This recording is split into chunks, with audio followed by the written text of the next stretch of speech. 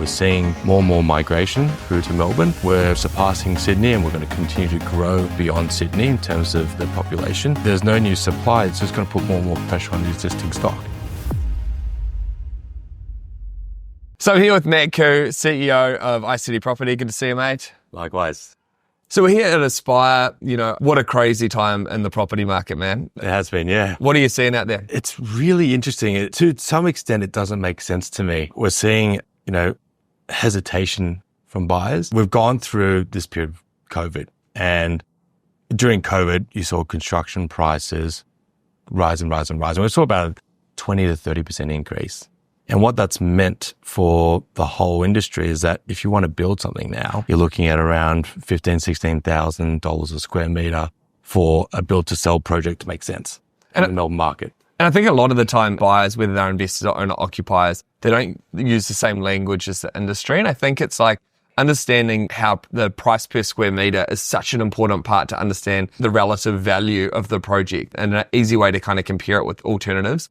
You've got Aspire, which is 12, 13 a metre, which is in high spec. So like all the finishings are really tight. The kind of amenity and stuff is like really tier one because it's in a grade A location, which makes sense. Yep. But what's happening now is that as we see all these new projects launching on urban, here in Melbourne, some within 100, 200 metres of this project are coming in at $17,000, $18,000 per square metre. Yep. And to us, one of a couple of things needs to happen in order for the supply to come to market because we've still got so much population growth.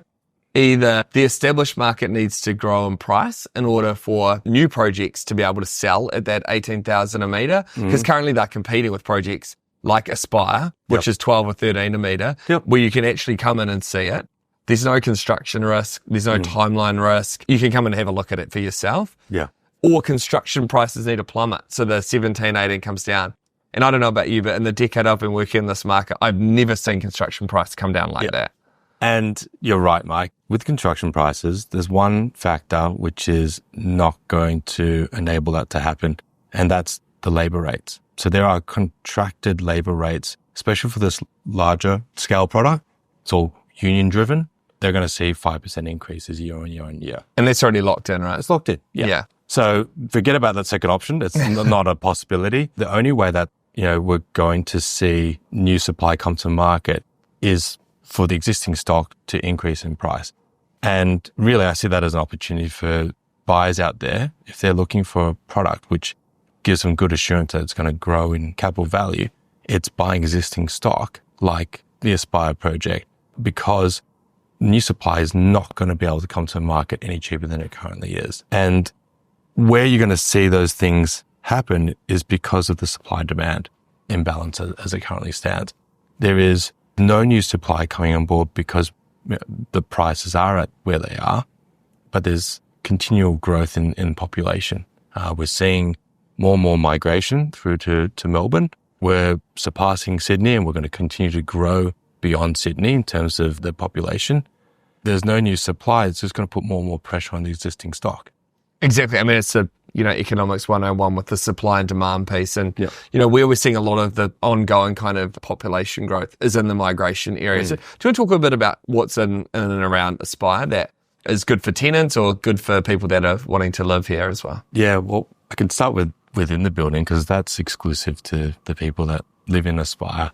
This isn't our first CBD tower. We've built one previously and we've learned a lot from that. What we knew was to enable the users to get the most out of the amenities, we've got to build stuff that they will want to use. And we have that data from our previous project.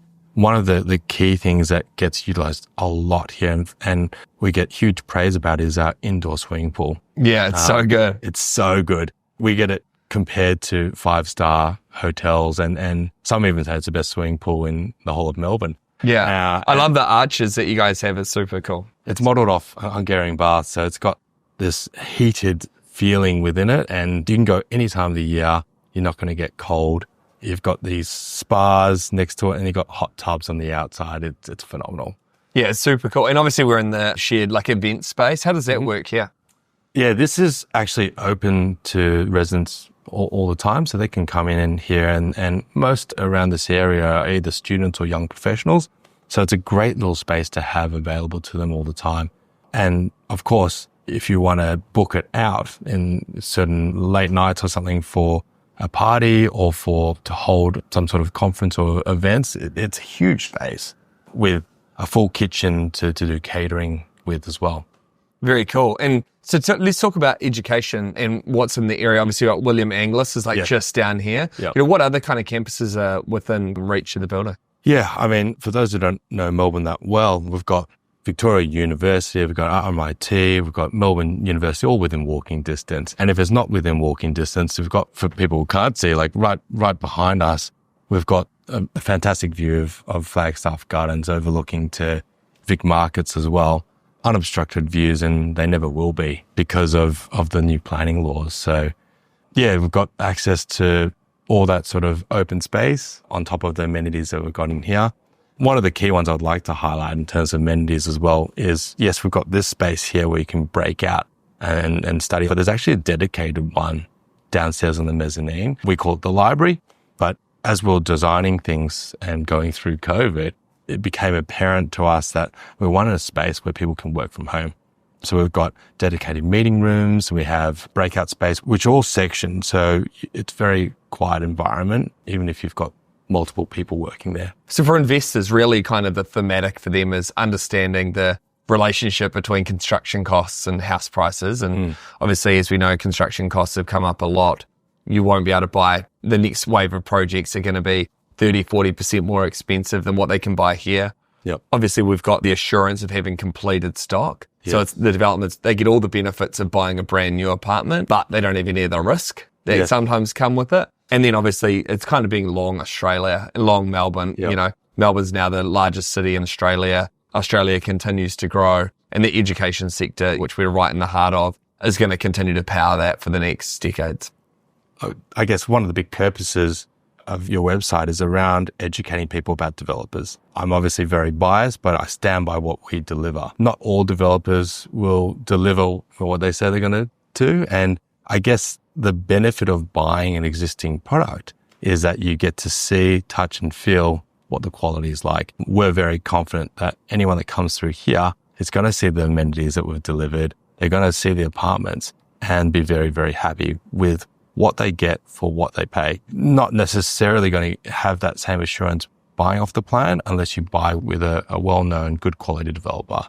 But even still, with the pressures that there are in terms of construction costs and in the current market, the only way for a developer to make a project feasible, if it doesn't make sense for them, is to assess those things about quality, whether it's the actual quality of the finish or paring back on the amenities and stuff that they're providing.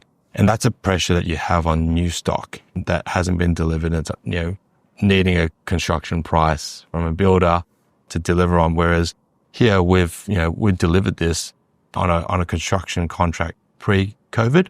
So we've got the ability to sell this at $12,000, $13,000 a square meter and deliver the quality that you would get from a product in the new market of 16 to 18 to 20,000 square meter. Well, mate, we're proud to be partnered with you guys and getting them behind high quality projects like Aspire and exposing them to our audience is exactly what we want to do. Congratulations on delivering an epic project and your run at ICD, mate. Good on you. Thanks, Mike. Appreciate it. Cheers.